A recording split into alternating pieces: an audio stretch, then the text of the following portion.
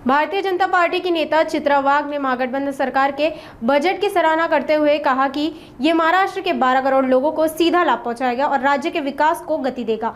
उन्होंने कहा, देवाभाऊ के नेतृत्व में महाराष्ट्र अब रुकने वाला नहीं है। साथ ही भाजपा नेता प्रसाद लाड ने कहा कि ये बजट राज्य के सभी वर्गों के लिए है और इससे हर नागरिक को फायदा होगा और बजट में किसानों, महिलाओं, श्रमिकों और शिक्षा के क्षेत्र में नई योजनाओं का ऐलान किया गया है। बघा 32,000 कोटीचं बजेट महिला बाल विकासासाठी त्या ठिकाणी आहे। मला तुम्हाला एवढंच आज सांगायचं आहे की जी वचनं निवडणुकीच्या वेळेला दिली होती त्याच्यावरती काम चालू आहे। ज्याच्या घोषणा झाल्या नाही म्हणजे ते होणार नाही असं होत नाही। 2100ची सुद्धा घोषणा ही तुम्हाला ऐकायला येईल, त्याचा निर्णय सुद्धा, आणि त्यामुळे सगळ्याच गोष्टी बजेटमध्ये मांडल्या जातात असंही नाहीये की ही घोषणा तुम्हाला लवकरच ऐकायला मिळेल। बघा असं आहे की जेव्हापासनं लाडकी बहीण योजना आली ती विरोधकांच्या डोळ्यातच खुपत होती। मी तुम्हाला पुन्हा एकदा सांगते, निवडणुकीत जी वचनं दिली होती त्याच्यावर काम चालू आहे आणि निश्चितपणे 2100ची घोषणा सुद्धा तुम्हाला ऐकायला येईल। ज्या गोष्टी बजेटमध्ये मांडल्या नाही याचा अर्थ त्या होणार नाहीत अशातला भाग नाही। कुठलीही योजना बंद झालेली नाहीये। मला आनंद आहे की 18 नवीन न्यायालये त्या ठिकाणी चालू झाली आहे। मला आनंद आहे की माझ्या बचत गटातल्या सगळ्या भगिनींच्या प्रॉडक्टला विकण्यासाठी उमेद मॉल हे प्रत्येक जिल्ह्यामध्ये त्या ठिकाणी उभे राहणार आहे। मला आनंद आहे की 5 किलोमीटरच्या परिघामध्ये आता सगळ्या सुविधा लोकांना उपलब्ध होणार आहे।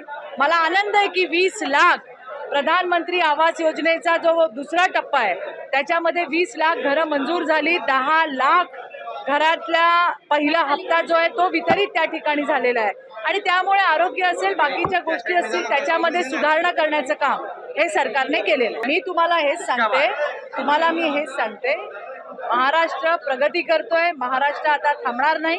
देवाभाऊच्या नेतृत्वामध्ये महायुतीच्या सरकारने अतिशय चांगल्या पद्धतीचा बजेट या ठिकाणी मांडलेला आहे।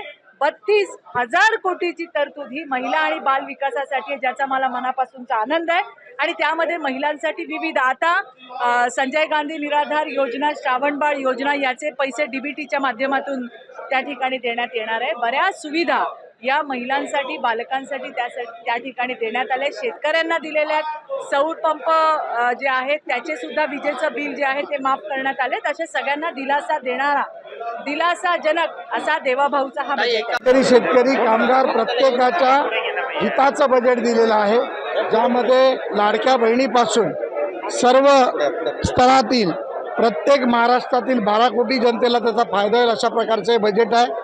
या बजेटचं आम्ही समर्थन करतो, स्वागत करतो। विरोधकांकडे आता बोलण्यासाठी काही राहिलं नाही, त्यामुळे फक्त टीकेचा भाग म्हणून विरोधक टीका करताय। नाना पटोले फक्त फोटो सेशनसाठी टीव्हीवर आलेले आहेत। नाना पटोलेला पहिलं बजेट कळलं का ते विचारा।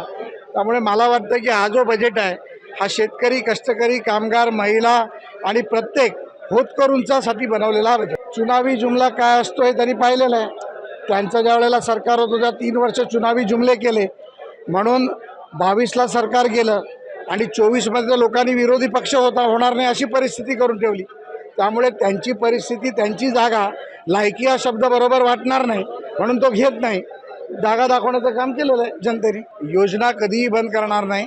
हे सरकार हे देवेंद्र फडणवीसांचं सरकार आहे, अजितदादाचं आणि एकनाथ शिंदेचं सरकार आहे, सर्वसामान्य लोकांचं सरकार आहे। योजना बंद न करता अजून योजना पुढे आणण्याचा आमचा प्रयत्न राहील। तुम्ही जर बजेटमधली तरतूद बघितली तर एवढ्या उत्तम पद्धतीत केली आहे। महसूल उत्पन्न बघितला तर एवढ्या छान पद्धतीत केलं आहे।